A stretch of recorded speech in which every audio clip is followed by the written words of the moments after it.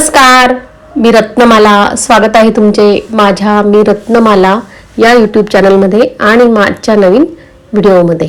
हे बघा, आता पहा, सकाळचा आमचा योगा झालेला आहे आणि आता लगेच आमचे मेडिटेशनही सुरू होणार आहे आणि मेडिटेशन झाल्यावर मग आम्ही घराकडे निघणार आहोत. तुम्ही लावलाय का तो? परदेशी बाई म्हणे माझा एवढा मोठा आहे की फुलं का म्हणून पण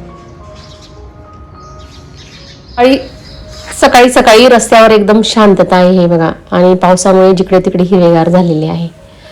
आता आम्ही आमच्या एका मैत्रिणीकडे आलोय, म्हणजे नीताताईकडे आलोय. हे बघा, नीताताईंनी किती वेगवेगळ्या प्रकारचे फुलांची झाडे ही कुंड्यांमध्ये लावलेली. त्यांना खूप फुलांची झाडे लावण्याची आवड आहे. हे बघा, अगदी वेगवेगळ्या प्रकारची झाडे त्यांनी एवढ्या अगदी लहानशा जागेमध्ये लावलेली आहेत. झाडांची आवड असणारी माणसं कधीच एकटी नसतात, कारण निसर्गाची शांतता नेहमी त्यांच्या सोबत असते. जेव्हा तुम्ही एक झाड लावता तेव्हा तुम्ही केवळ मातीत मूळ रुजवत नाही, तर भविष्यात सावली आणि आयुष्य रुजवत असतात. झाडांवर प्रेम करणं म्हणजे केवळ निसर्गाची काळजी घेणं नाही, तर येणाऱ्या पिढीला विश्वास आणि मोफत ऑक्सिजन भेट देणं.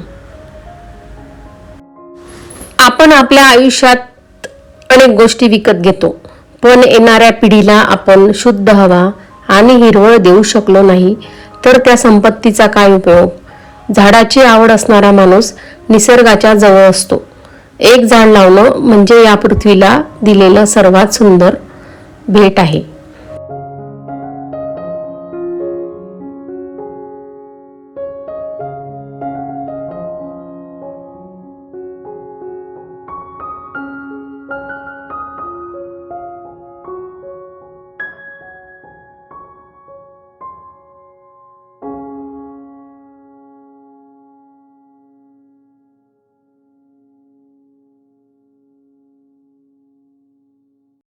हे बघा, हा पांढरा गुलाब, याला भरपूर फुले आलेली आहेत.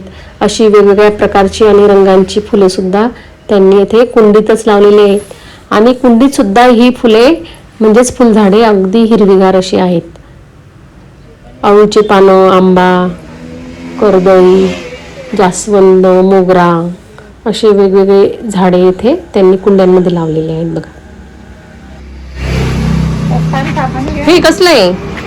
नाही नाही, याचं वाटत ते काय म्हणतात जास्वंदीचं. पांढरी. या बघा, या गायी सुद्धा रोज इकडे तिकडे फिरत असतात. त्यांना पिण्यासाठी खाली पाणी सुद्धा ठेवलेले आहे.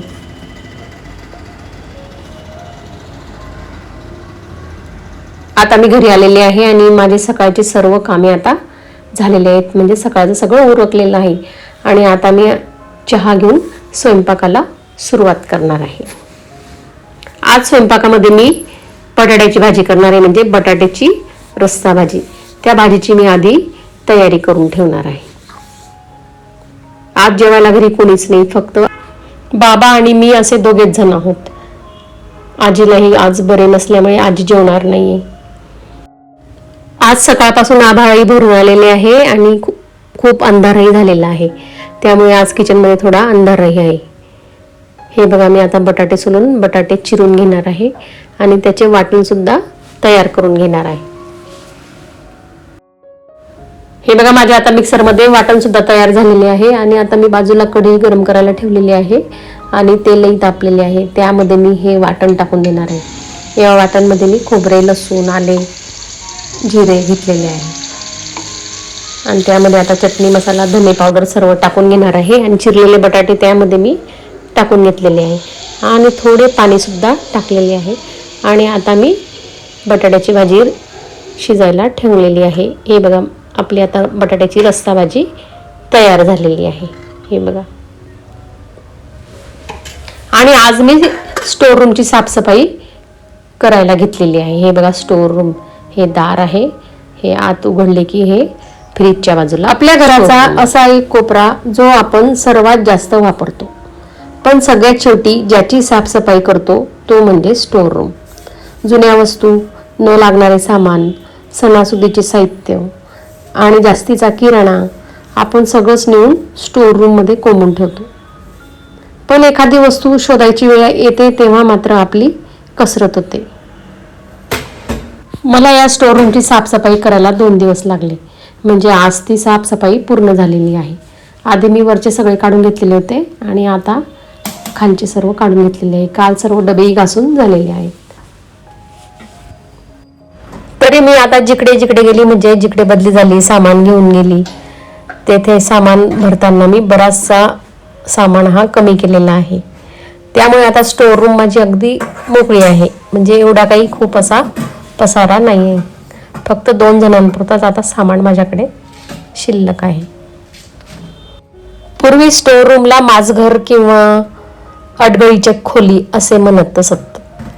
त्या खोलीमध्ये मोठमोठ्या कोठ्या, कणग्या, सूप, डालके, टोपल्या अशा मोठ्या मोठ्या वस्तू ठेवल्या जात असत. म्हणजे वर्षभराचे सर्व धान्य त्या अडगळीच्या खोलीमध्ये ठेवले जात असे. आणि त्या खोलीला एक मोठे कुलूप सुद्धा लावले जात असे. काळानुसार अडगळीची खोलीचा आकारही कमी कमी होत गेला आणि तो आता बंद झाला. सहसा आता स्टोर रूम नवीन बांधकामात किंवा नवीन पद्धतीच्या घरांमध्ये आता काढल्या जात नाही. कारण भांडी कमी झाल्या आणि किराणा सामानांनी आता कमी झालेले आहे. म्हणजेच वर्षभराचे धान्य कोणी आता भरून ठेवत नाही. त्यामुळे स्टोर रूमची काही गरजच भासत नाही. तुम्हाला सांगू का मैत्रिणींनो, मला या स्टोर रूमची खूप हौस होती आणि या नवीन घरामध्ये मी हे स्टोर रूम बनवून घेतलेले आहे.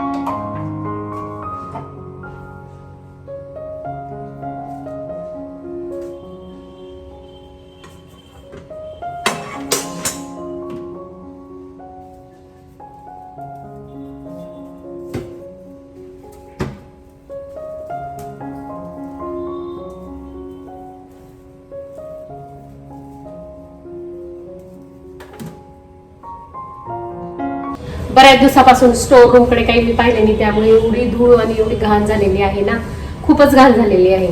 आणि किचनचा म्हणजे स्वयंपाकघराचा सगळ्यात महत्त्वाचा कोपरा म्हणजे स्टोर रूम असते. स्टोर रूम मध्ये आपण सगळे डबे, किराण्याचं सामान, उरलेल्या वस्तू, बरेचसे प्लॅस्टिकचे डबे, स्टीलचे डबे, कोठ्या, कांदे, लसूण असं सगळं काही ठेवलेलं असतं. आणि बरेच दिवस आपण ते पाहतच नाही की बा किती उरलंय, किती संपलंय.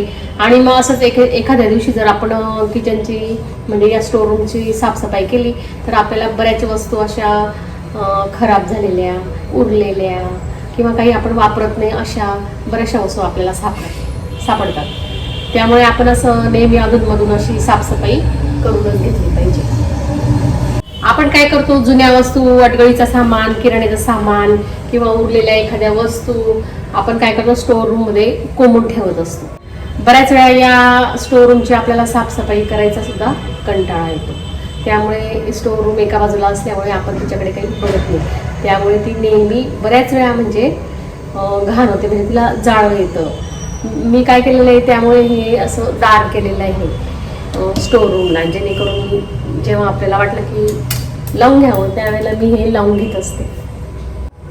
बऱ्याच जणांच्या स्टोर रूमला दार राहत नाही, पण मी दार करून घेतलं. हे बघा, हे दार फ्रीजच्या आणि किचनच्या ट्रॉल्यांच्या कलरला मॅचिंग असे दार केलेले आहे. मला या स्टोर रूमची साफसफाई करायला 2 दिवस लागले. वरचं सगळं जाळं काढलं, हे डबे बाहेर काढले, नंतर वरचं साफ केलं काल, आणि नंतर मग परवा हे खालचं आवरलं. असं 2 दिवस करून आवरलेलं आहे. म्हणजे परवा आणि काल असं 2 दिवस आवरले. आता जवळजवळ सर्व आवरून झाले. बऱ्याचशा प्लॅस्टिकच्या बरण्या पण आपण असं पडून देतो, त्यामुळे बरण्या पण खूप गोळा झालेल्या आहेत. आणि त्याचप्रमाणे पाणी पिण्याच्या बॉटल असतात ना, त्या पण खूप गोळा झालेल्या आहेत. आणि त्या सगळ्या इथं पडलेल्या आहेत. हे बघा, या सगळ्या बाटल्या पडलेल्या आहेत. पूर्वी कसं होतं, पूर्वी आमचं छोटंसं घर होतं, म्हणजे फ्लॅट होता छोटा लहानसा. आणि मला या स्टोर रूमची खूप हौस होती. आता स्टोर रूम केली, पण ती साफसफाई करायचा तिचा कंटाळा येतो. तुम्हाला सुद्धा साफसफाईचा कंटाळा येतो का? मला कमेंटमध्ये कळवा.